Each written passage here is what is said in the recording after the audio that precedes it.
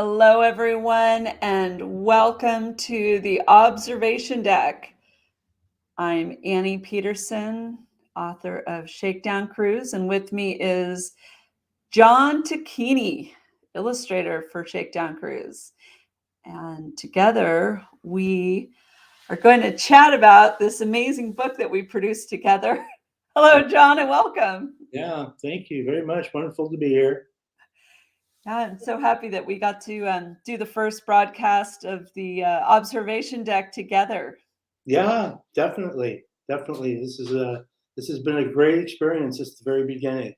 I think I've already said to you what a wonderful time I've been having doing all the artwork for your book so far.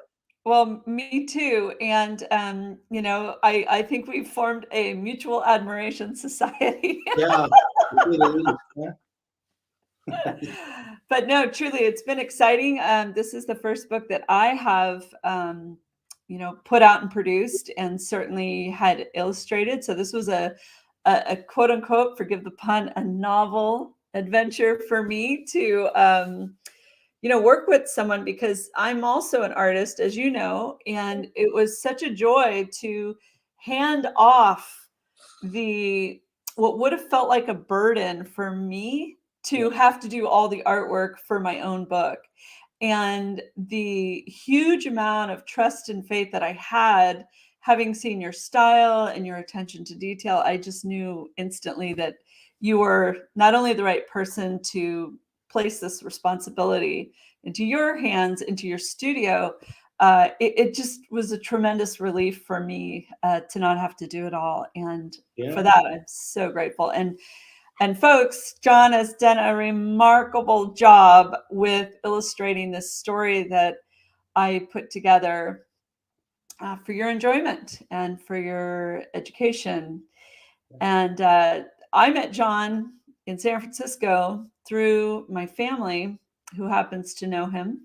And after I pored over his website, which was an absolute visual feast for me, I was sold completely. And so, Jon, I love your paintings. I'm Thank you. like, wow, blown away. You Thank, do just phenomenal realism. thank you. And Appreciate can that. can you share with us how you knew you were going to be an artist and how you cultivated this passion, this dream of yours? And my gosh, first, congratulations.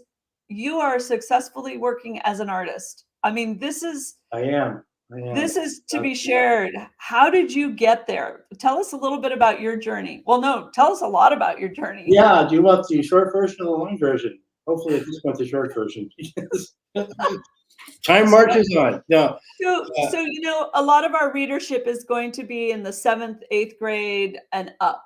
okay. Okay, so really, I mean, go back down your timeline, and you're now a seventh or eighth grader. I mean, are you doodling in all your textbooks? What's going on for you? Always. Well, even in if we want to go back that far to grammar school, I had several of the students in my class that were envious of what I could do, um, and it worked out really well in that respect. I mean, we always had different things at school going on, uh, shows and different contests that you could enter and things like that. And I was always coming out on top. And I know it was me and probably one or two other guys, if I remember correctly, that were fortunate enough to be talented at that age. And I do mean talented. And talent only goes so far. I mean, you have to put time into schooling and everything else in order to forward yourself in whatever you want to do. In my case, it's art, it's illustration. Well, it's illustration. I'm a fine artist, actually, to be quite clear. And illustration was an earlier thing of mine that I wanted to do, an earlier prospect. And it's actually that's what I wanted to do. And I was lucky enough coming out of grammar school into high school to actually to win some. I think it was Academy of Art College at the time, and they had different things students could do in order to win scholarships to get in there. And I can remember twice winning scholarships to get in there. Once in 1993, I think, I don't want to date myself, but you know, that's how that goes. Once in 1993, and again, I think later that decade, and was fortunate enough to get in both times, and won almost 100% scholarship to go, and learned quite a bit. But I'm getting ahead of myself. Before that, I attended classes at City College of San Francisco, and this is late 80s, early 90s, and was again fortunate enough to have an instructor at that time who took me under his wing and was able to do kind of a mini internship with him. And he was an excellent illustrator at the time. Again, that's what I wanted to do. And then eventually that went on for a few years, getting into the Academy of Art, and eventually Academy of Art University, which is what it is right now, and getting my B.F.A. through the Fine Art College, through their system. And it's worked out wonderful so far, with a nice little gallery right now.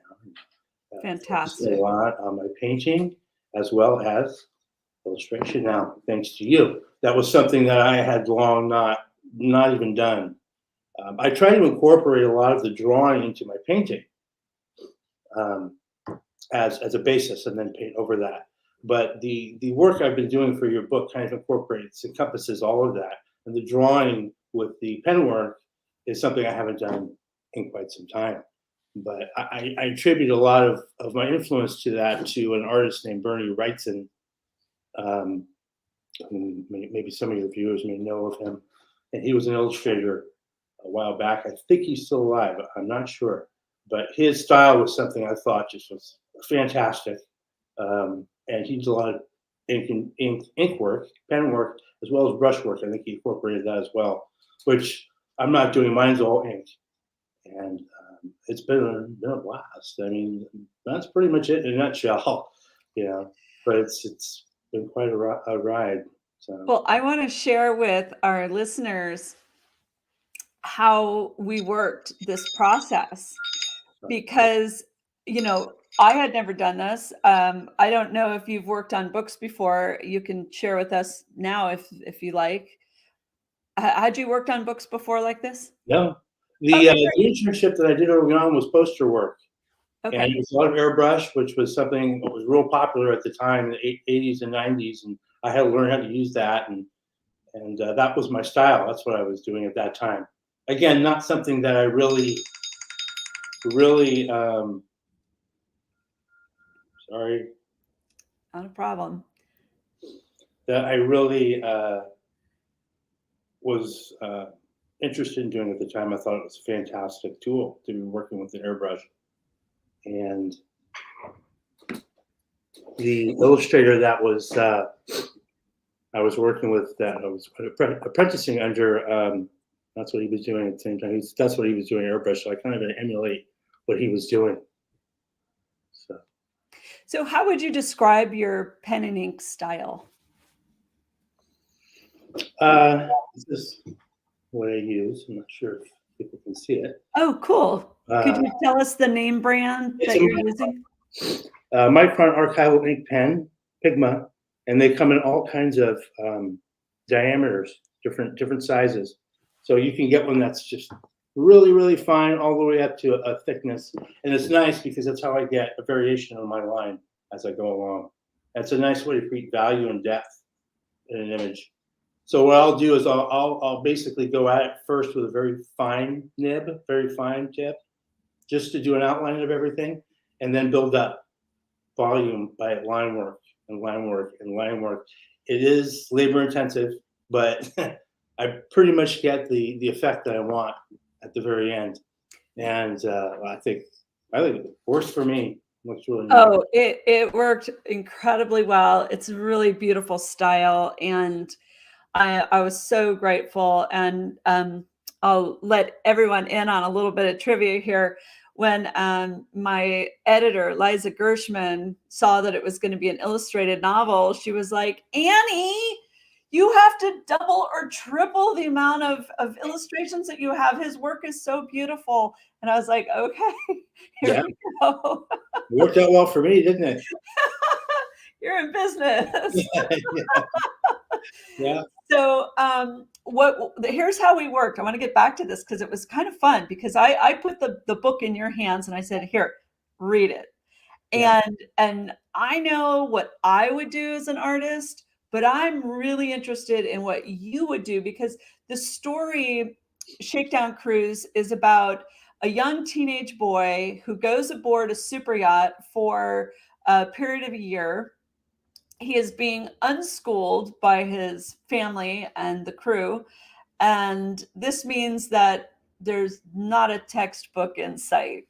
So Hmm. he's going to be learning everything that you would normally learn during a year at sea. Right. And in this process, he has to give up his life as he knows it and go aboard this 216-foot yacht that has a gym and a swimming pool.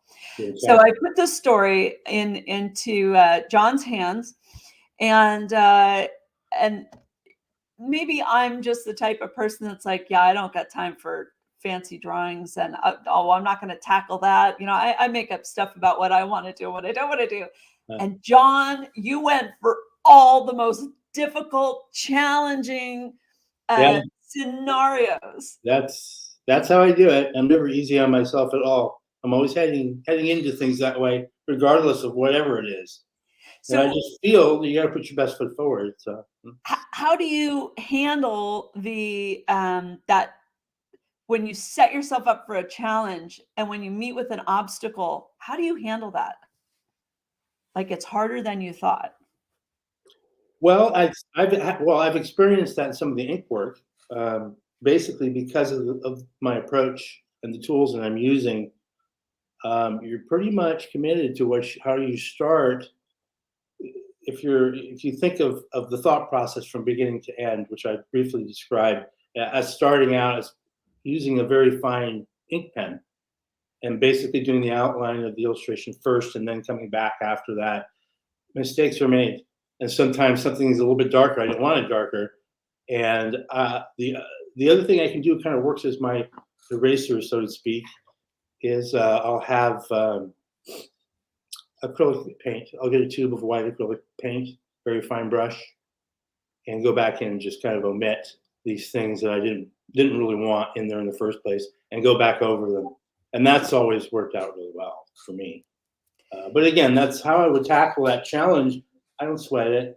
I mean, if it's not what it is, then you got to just start from the beginning again. And that's how it Yeah. goes.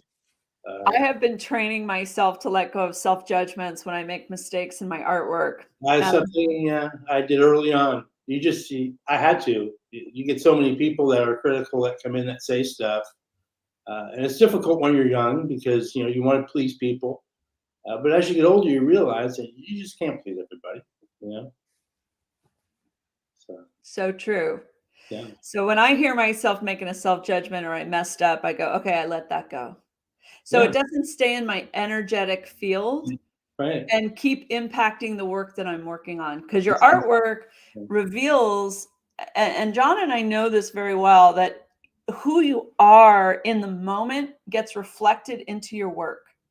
And it doesn't matter if it's artwork we're working on. It could be making a loaf of bread. It could be, how you get from point A to point B in your car.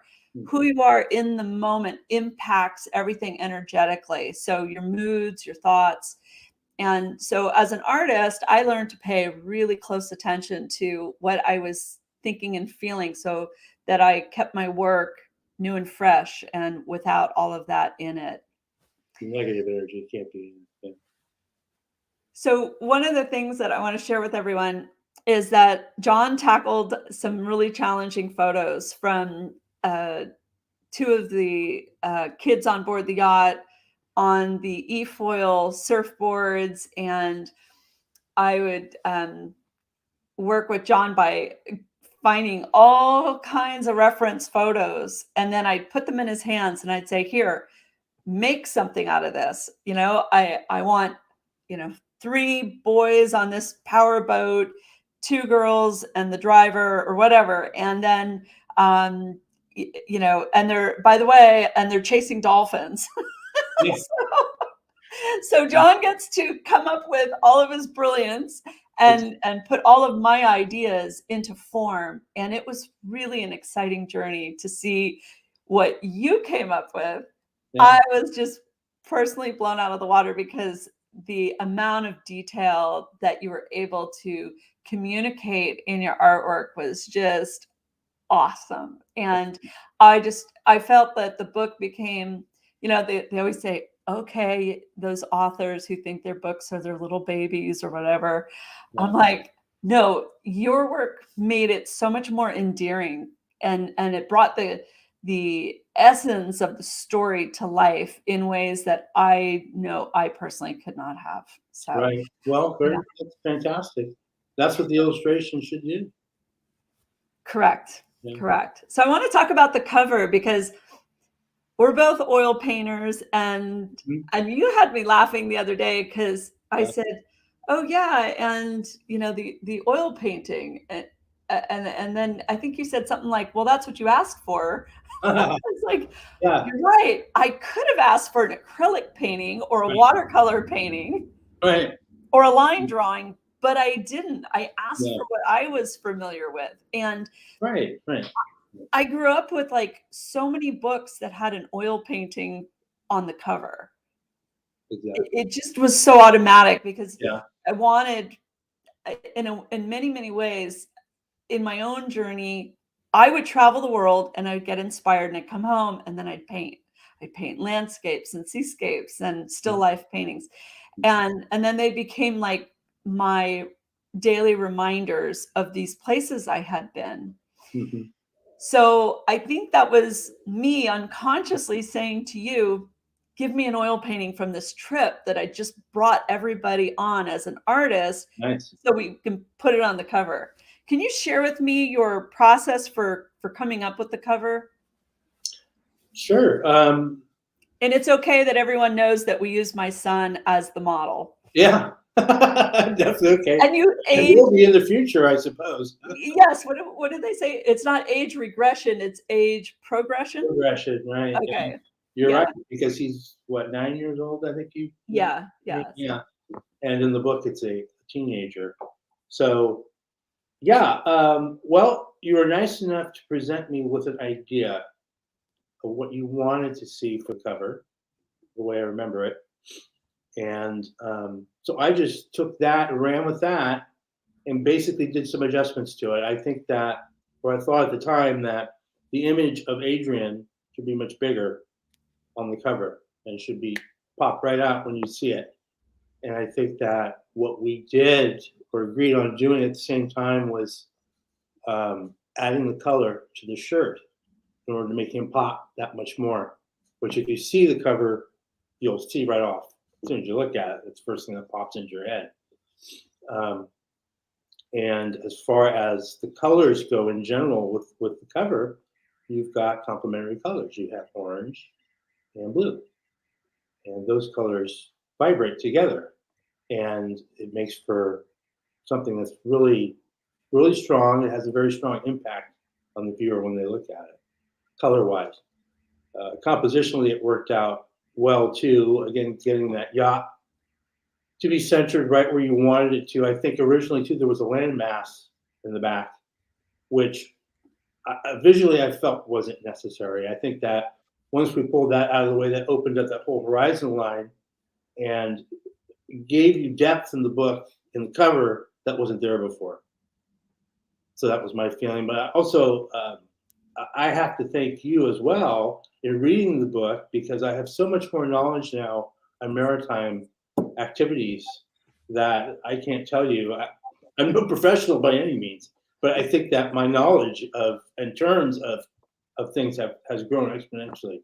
And I think that the idea of the yacht on the cover and where it was positioned had a lot to do with that, because I didn't understand the size of the yacht or how close it could actually dock to the land. And I think that was something that you had brought up in the design of the cover that never even dawned on me until you mentioned it. I said, okay. And I think that was probably another decision that I made in getting rid of that landmass that was in the back, because that opened up that whole sea level too.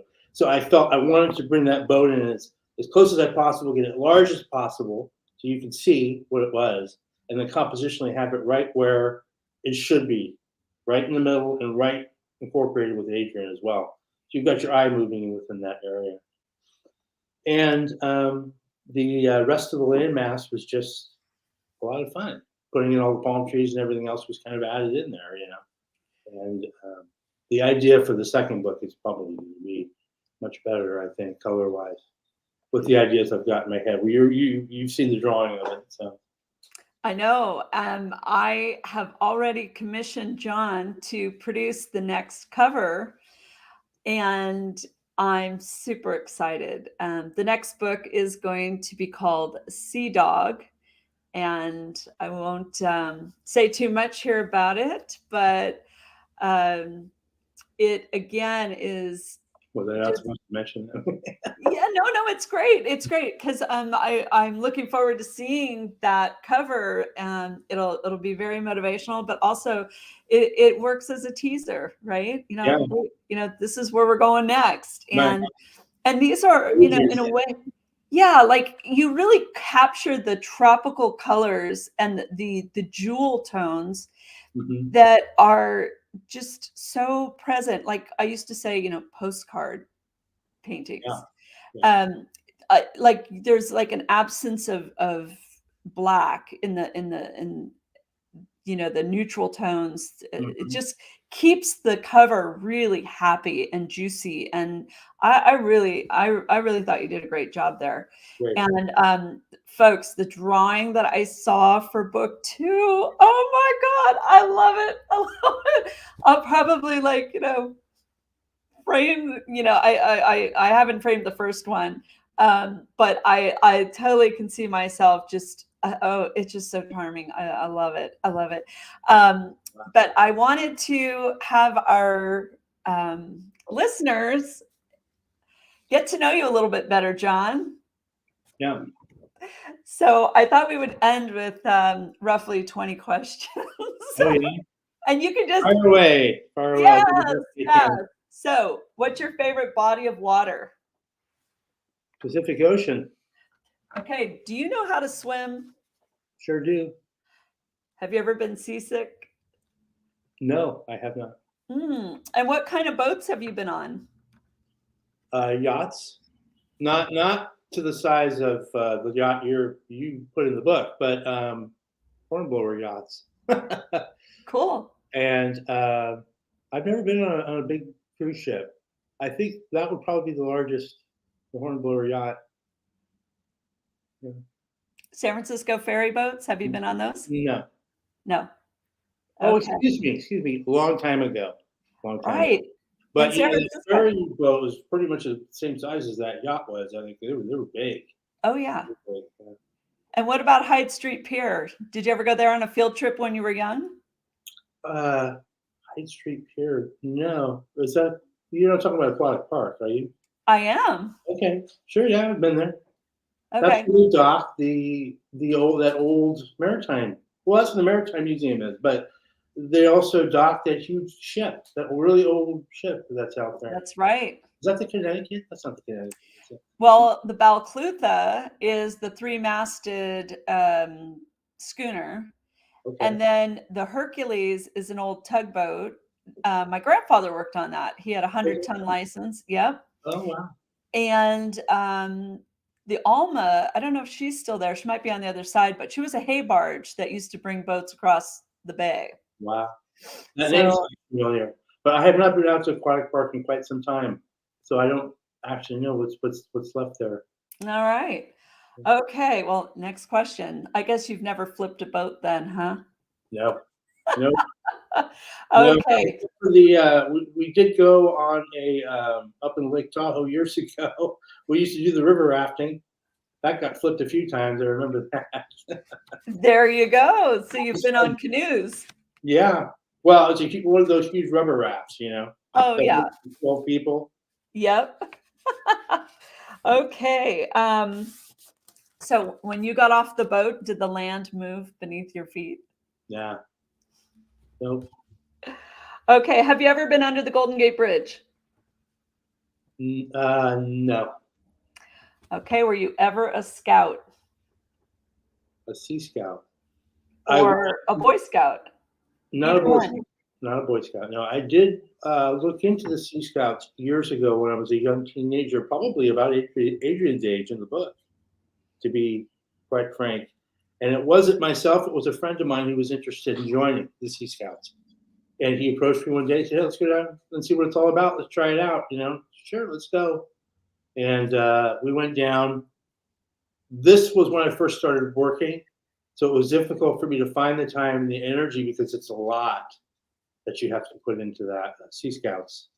And I can remember going down. I forget exactly where it was. It seemed to me like it was inside of a boat warehouse of some kind. It may have even been down around Aquatic Park. It is. Yeah. Okay. And we were in there with a fairly large group of guys, more or less, that I remember. There may have been some girls too, but probably 2 weeks. That was all I could put into it, and that was it. I had to get back into the working world at that time and start making some money. So unfortunately, it didn't turn out. It didn't pan out the way I would have liked it to. And here you are with a former Sea Scout herself. Yeah. Yeah. Okay, so have you ever used a life ring? No, thank God. Have you ever been on a tall ship? What ship? Tall?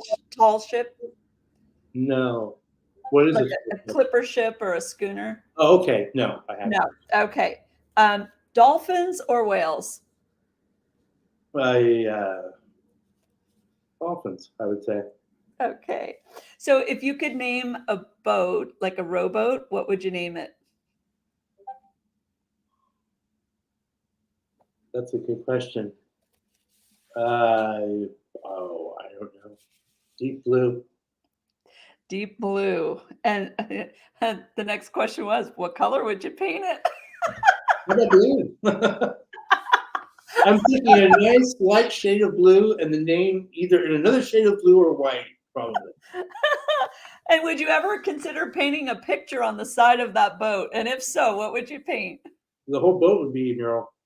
A mural. A There you mural. go. Yeah, definitely cover the entire boat. Okay. So, do you like sharks? I think they're okay. I don't like them in particular. I think if I had to choose a shark over a dolphin, I'd choose a dolphin. Mm-hmm. But Mm-hmm. that may just be my misinterpretation of Gotcha. yeah, I don't know. And John, what's the first thing that comes to mind when you hear the words rough seas? Danger. Okay. So, sunrise or sunset? Sunrise. And do you know how to fish? I have fished. I can't say I'm a great fisherman. Yeah, not one of my favorite things to do. Have you ever blown a conch shell and got it to work? No. Me neither. Yeah, that would be pretty cool if you could do that, though. And last question, do you think mermaids are real? Honestly, no. But I'd like to believe that maybe they are. Mermen and merwomen, mermaids. Maybe there's a Well, whole thing going on under the ocean we don't know about. exactly, exactly. I was thinking, should I ask him about North Pole or South Pole? And I'm like, yeah, I'd like to go to Antarctica. I think there's a lot more going on there. Yeah, exactly. You can go up and see Santa Claus, maybe, huh? Exactly. Well, John, thank you so much. We're going to have you on again because Yeah.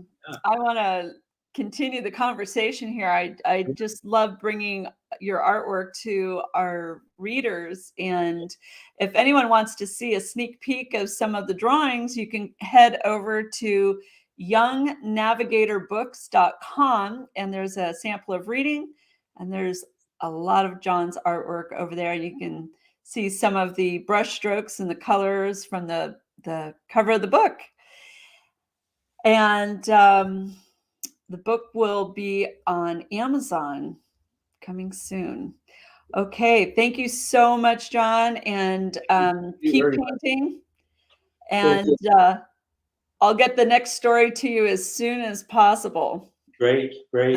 And then we'll tease people with what's coming next. Great. Sounds Okay. wonderful, Annie. Awesome. Thank Thank you. you so much for being here today. My pleasure. It was wonderful.